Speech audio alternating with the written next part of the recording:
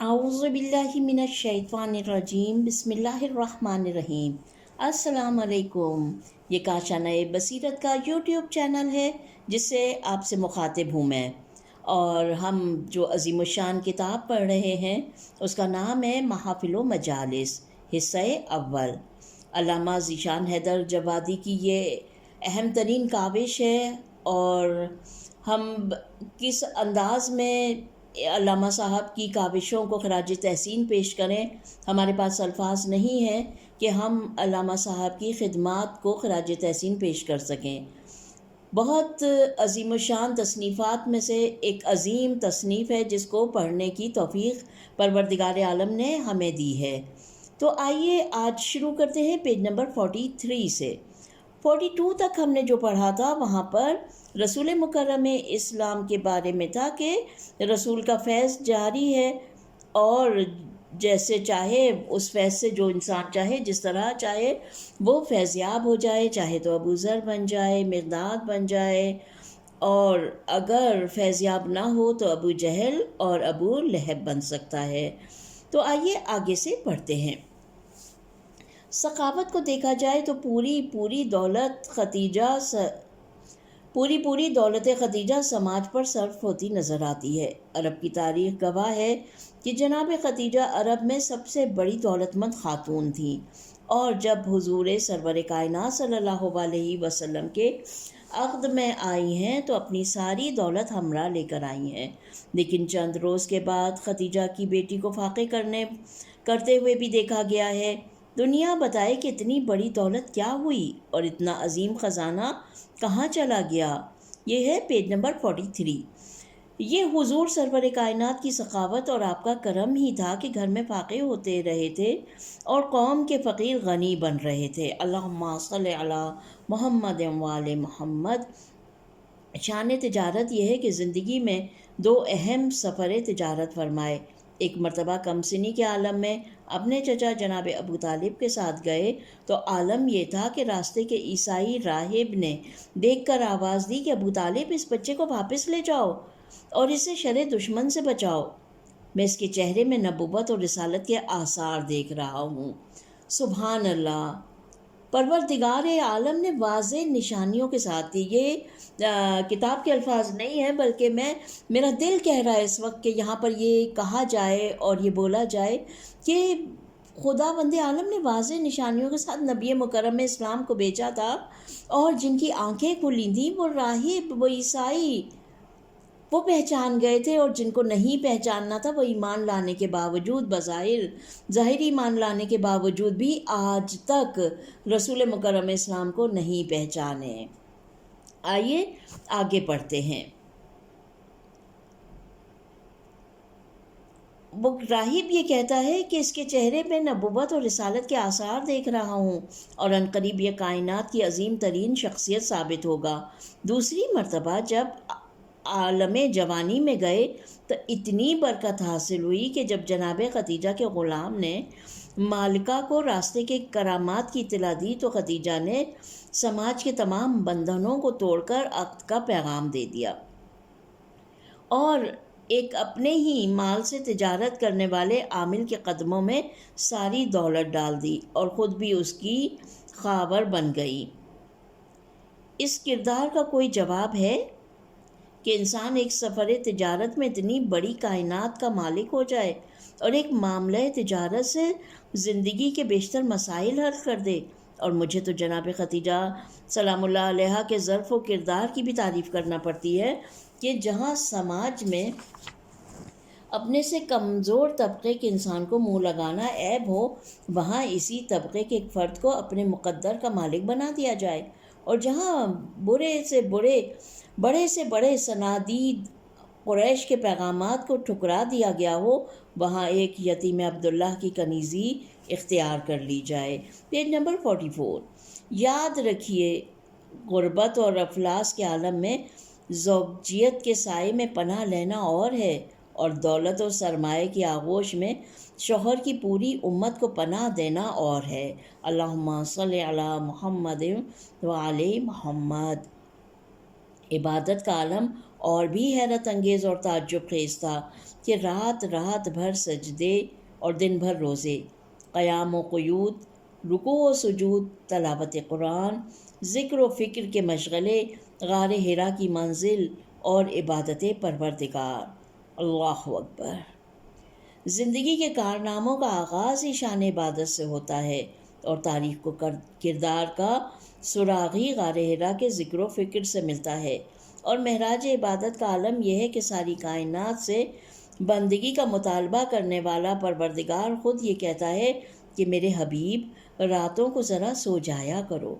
حکم خدا پر سجدوں کے لیے اٹھنا اور ہے، اور حکم خدا سے مصلی چھوڑ کر آرام کرنا اور ہے۔ یہ شان یا نبی میں دیکھی ہے یا مولا کائنات علی ابن ابی طالب علیہ السلام میں؟ کبھی حکم خدا سے نبی کو آرام کرتے ہوئے دیکھا ہے، اور کبھی حکم رسول صلی اللہ علیہ وسلم سے علی علیہ السلام کو بستر ہجرت پر سوتے ہوئے دیکھا ہے۔ حکم خدا سے ذرا دیر آرام کرے تو نبی، اور حکم نبی سے تمام رات چین سے سوئے تو علی علیہ السلام۔ اللہم صلی علی محمد وعلی محمد۔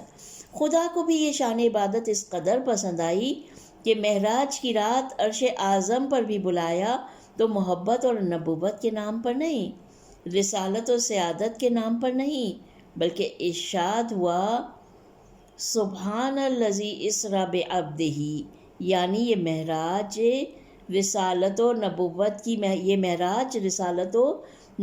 کی معراج نہیں ہے، عبدیت اور بندگی کی معراج ہے۔ سبحان اللہ۔ اللہم صلی علی محمد وعلی محمد، پیج نمبر 45۔ عبادت ہی کی طرح زہد و قناعت کا انداز بھی جداگانہ ہے۔ پیٹ پر پتھر بندھے ہوئے ہیں اور تبلیغ اسلام ہو رہی ہے، گھر میں فاقے ہو رہے ہیں اور کار ہدایت انجام پا رہا ہے، دولت ختیجہ لٹ رہی ہے اور اپنے لیے ایک ایک خرمے کے عوض ایک ایک ڈول پانی کھینچا جا رہا ہے۔ کوئی تصور کر سکتا ہے کہ زیر قدم کائنات ہو، زیر نگیں جنت اور باغہائے جنت ہو، زیر اثر جن و ملک ہوں، اور گھر کی زندگی اتنی سادہ اور فقیرانہ ہو؟ یہ سب کیوں تھا؟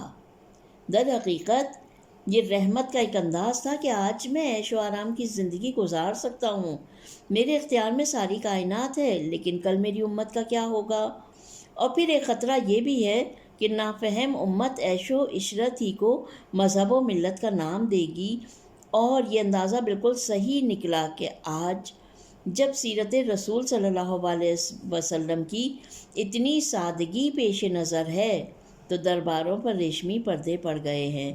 اگر کہیں سرکار کی زندگی میں بھی رنگینی آ گئی ہوتی تو اسلام قیصریت و کسریت کا دوسرا نام ہوتا اور دین الہی فنا کے گھاٹ اتار دیا جاتا، اور شام کی زندگی میں یہی فرق ہے، کوفہ و شام کی زندگی میں معذرت ہے یہاں پر کوفہ و شام کی زندگی میں یہی فرق ہے کہ کوفے کا شہنشاہ حصیر مسجد پر بیٹھتا ہے اور شام کا حاکم فرش مخمل پر آرام کرتا ہے، اور کردار پیغمبر آواز دے رہا ہے کہ میرا جانشین آسمان محل نہیں ہوتا، ابو تراب ہوتا ہے۔ اللہم صلی علی محمد وعلی محمد۔ ان حالات کو دیکھنے کے بعد جب سرکار دو عالم کی شان شجاعت پر نظر پڑتی ہے تو حیرت کی انتہا نہیں رہ جاتی کہ ایک ایسا انسان جس کے دن محنت و مزدوری ہی میں گزرتے ہوں، جس کی رات مصلی پر گزرتی ہو، جس کے کام عبادت و ریاضت ہوں، اور جس کی زندگی صرف زہد و قناعت ہو، اسے میدان جنگ سے کیا واسطہ؟ لیکن یہ سردار دو عالم کے کردار کی ہمہ جہتی اور جامعیت تھی کہ آپ جہاں مصلی پر عابد شب زندہ دار تھے، وہاں میدان جہاد میں سردار لشکر، جہاں بوریائے فقر پر ایک خاک نشین انسان تھے، وہاں محاذ جنگ پر ایک قائد مہم آزما۔ آپ کی شجاعت کے تجزیے کے لیے اسلام کے تمام مارکوں کا تجزیہ ضروری ہے اور اس کا محل و وقوع نہیں ہے۔ اجمالی طور پر یہ کہنا کافی ہے کہ آپ محاذ تبلیغ پر آئے تو پتھر برستے رہے، لیکن آپ نے اپنا راستہ نہیں بدلا، اور محاذ جنگ پر آئے تو ثبات و استقلال کا مرقع بن گئے۔ Page number 46۔ آپ کا کوئی جہاد نہ اصلاح کا ممنون کرم تھا، لشکر کا جہاں اور نہ لشکر کا۔ آپ کا کوئی جہاد نہ اصلاح کا ممنون کرم تھا، نہ ہی لشکر کا۔ جہاں لشکر کے قدم اکھڑ گئے ہوں وہاں آپ ثابت قدم رہے، اور جہاں سپاہیوں کے سر نہ اٹھتے تھے وہاں آپ میدان جنگ میں نظر آئے۔ سرکار کی شجاعت کا انداز دیکھنا ہے تم علی علیہ السلام سے پوچھئے، جس نے ہر میدان میں آخر تک ثابت قدم رہ کر شجاعت و استقلال کا مشاہدہ کیا ہے۔ اور جب احد کے میدان میں حضور نے کہا کہ یا علی، جب سب چلے گئے تو تم کیوں نہیں گئے؟ تو عرض کی، حضور میں آپ کے نقش قدم پر ہوں، جب تک آپ نہ چلے جائیں گے میں بھی نہ جاؤں گا۔ گویا اشارہ تھا کہ نبی صلی اللہ علیہ وسلم کی شجاعت کا اندازہ کرنا ہے تو میری شجاعت کو دیکھو۔ جب وسیع کا ثبات قدم یہ ہے تو نبی صلی اللہ علیہ وسلم کا کیا عالم ہوگا۔ شاید اسی لیے قدرت نے علی علیہ السلام کے ہاتھ میں ذوالفقار دے دی کہ علی اور نبی کے مراتب کا فرق بھی محفوظ رہے، اور دنیا دیکھ لے کہ تلوار کے جوہر دکھانے والا وسیع ہوتا ہے اور تلوار کے بغیر میدان جہاد میں ثابت قدم رہنے والا نبی۔ اللہم صلی علی محمد وآل محمد۔ ورنہ اس فرق سے قطع نظر کر لیا جائے تو علی علیہ السلام کی شجاعت و ہمت بھی تلوار کی ممنون کرم نہیں ہے۔ علی علیہ السلام نے روز اول ہی تلوار سے بے نیازی کا اعلان کر دیا تھا اور دنیا کو بتا دیا تھا کہ بدر و احد و خیبر و خندق میں میری تلوار کے جوہر بعد میں دیکھنا، ہجرت کی رات میرا صبر و سکون پہلے دیکھ لو، تاکہ اندازہ ہو جائے کہ تلوار پر بھروسہ کرنے والے اور ہوتے ہیں اور کردار پر بھروسہ کرنے والے اور۔ تلوار پر تکیہ کرنے والوں کی شان اور ہوتی ہے اور نصرت الہی پر اعتماد کرنے والوں کا انداز اور۔ اللہم صلی علی محمد وعلی محمد۔ Page number 47۔ کردار پیغمبر کے انہی پہلوؤں پر نظر کرنے کے سبب خاتمہ کلام میں سرکار کی زندگی کا ایک ہلکا سا خاکہ پیش کر کے یہ واضح کر دینا چاہتا ہوں کہ آپ نے کتنے مختصر وقت میں کتنے عظیم کارنامے انجام دیے ہیں۔ فرائض کا یہ عالم تھا کہ تلاوت قرآن بھی کرنا ہے اور تزکیہ نفوس بھی، کتاب و حکمت کی تعلیم بھی دینا ہے اور دین کے اصول بھی سکھانے ہیں، فروعی تعلیمات اور احکام شریعت بھی بتانا ہے اور امت کی پرورش بھی کرنا ہے، گلیوں اور کوچوں میں توحید کی آواز بھی بلند کرنا ہے اور مریضوں کی عیادت بھی کرنا ہے، مرنے والوں کے جنازے بھی اٹھانے ہیں اور دوسرے ملکوں میں اسلامی نمائندے بھی بھیجنے ہیں۔ انہیں تبلیغی احکام و اصول کی تعلیم بھی دینا ہے، ازدواج کے نفقے کا بھی انتظام کرنا ہے اور بچوں کی تربیت کا بھی اہتمام کرنا ہے، اصحاب کی تعلیم و تدریس کا بھی اہتمام کرنا ہے اور سماج کی مشکلات میں بھی کام آنا ہے، لوگوں کی امانتوں کو رکھنا ہے اور واپس بھی کرنا ہے، اور معاشرے کے ہر اہم موقع پر حاضر بھی رہنا ہے، حج بیت اللہ کی قیادت بھی کرنی ہے اور میدانوں میں حاضری بھی دینی ہے، مسلمانوں کو جماعت بھی پڑھانی ہے اور تلاوت قرآن کے آداب بھی مقرر کرنا ہے، خدیجہ سلام اللہ علیہا کی بے پناہ تجارت و دولت کا انتظام بھی کرنا ہے، اور ان تمام کاموں کے لیے وقت اتنا مختصر ہے کہ زندگی کے 40 سال خاموش گزر گئے ہیں۔ ایک مدت غار حرا کی خاموش عبادت میں گزر رہی ہے۔ Page number 48۔ 3 سال شعبہ ابو طالب میں محاصرے کی مصیبت برداشت کی ہے، لگ بھگ 80 لڑائیاں لڑی ہیں، متعدد سفیران مملکت سے رابطہ رکھے ہوئے ہیں، جنگ کے لیے لشکر تیار کیا ہے اور انہیں فنون جنگ تعلیم کیے ہیں، مباہلہ کے میدان کو سر کیا ہے، بچوں کے لیے ناقہ بنے ہیں، سجدہ کو طول دیا ہے، فدق کا بندوبست کیا ہے، فتح مکہ کے موقع پر بت شکنی کا انتظام کیا ہے، وطن چھوڑ کر ہجرت فرمائی ہے، انصار و مہاجرین کے درمیان مواقعات و برادری قائم کی ہے، حدیبیہ میں صلح کی ہے، بیٹی کا عقد کیا ہے، نواسوں کی ناز برداری کی ہے، حاشیہ نشینوں کو عرب صحرائی سے خیر امت بنایا ہے، آدمی کو انسان، انسان کو سلمان اور مسلمان کو انسان کو مسلمان اور مسلمان کو سلمان بنایا ہے۔ اتنے کارناموں کو اتنی مختصر 23 سال کی تبلیغی مدت پر تقسیم کر دیا جائے تو شاید ایک کام کے لیے ایک دن کا وقت بھی نہ ملے، لیکن یہ رسول اسلام کی معجز نما زندگی تھی کہ اتنے ہی عرصے میں سارا کام انجام دے دیا، اور اس طرح انجام دے دیا کہ دوست و دوست دشمن نے بھی کمال کے کردار کا اقرار کر لیا، اور مسلمان تو مسلمان ہے، خالق کائنات نے بھی میدان غدیر میں اعلان کر دیا کہ آج میں نے دین کو کامل کر دیا اور نعمتوں کو تمام کر دیا اور دین اسلام سے راضی ہو گیا۔ اللہم صلی علی محمد وآل محمد۔ ان تمام باتوں کے بعد سب سے بڑا امتیازی کردار یہ ہے کہ کبھی اپنے کو رئیس اور حاکم کی شان سے نہیں پیش کیا، بلکہ امت کے ہر دکھ درد میں شریک رہے اور برابر کا برتاؤ کرتے رہے۔ آپ اس موقع کو یاد کریں کہ جب زندگی کے آخری لمحات تھے اور مرض الموت میں مسجد تک آ کر آپ نے اعلان کیا کہ میں عنقریب دنیا سے جانے والا ہوں، اگر کسی کا کوئی حق میرے ذمے ہو تو لے لے۔ Page number 49۔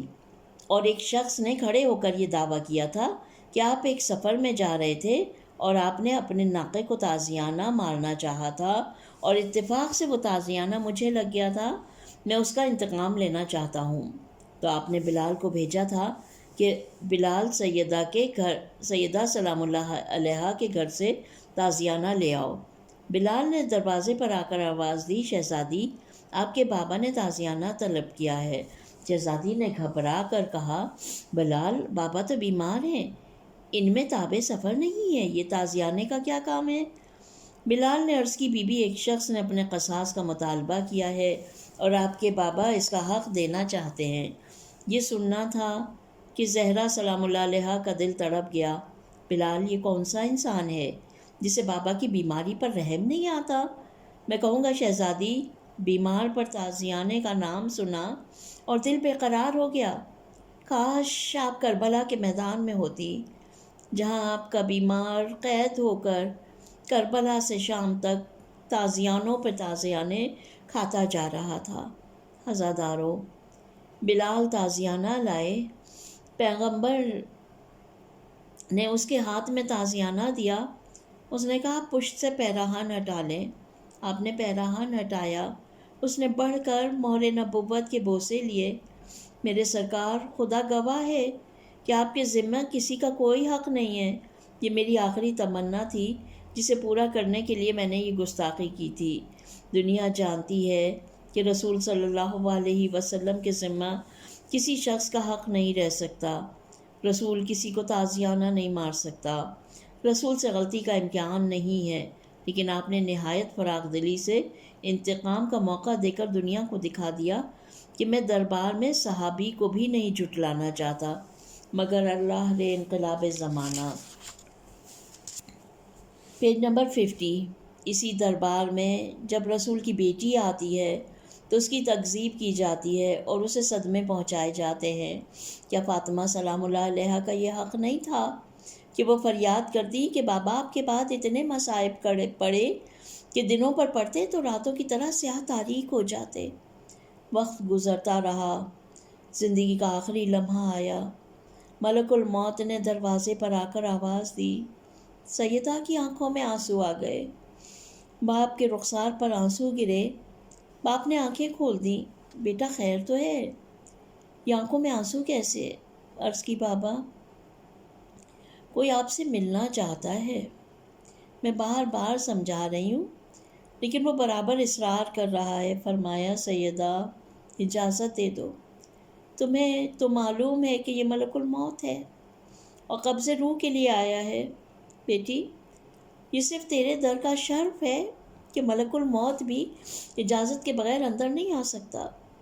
عزادارو، جس زہرا سلام اللہ علیہ نے آج اپنی ڈیوڑی کا یہ شرف دیکھا ہے، اسی نے 2 دن کے بعد یہ انقلاب بھی دیکھا ہے کہ دروازے پر آگ اور لکڑیوں کا انبار ہے اور دھواں اٹھ رہا ہے۔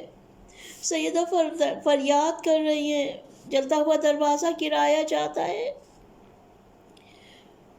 محسن کی شہادت واقع ہوتی ہے اور فاطمہ سلام اللہ علیہ کا پہلو شکستہ ہوتا ہے، غشی کا عالم طاری ہوتا ہے۔ آنکھ کھلتی ہے تو وارث کے گلے میں رسی نظر آتی ہے۔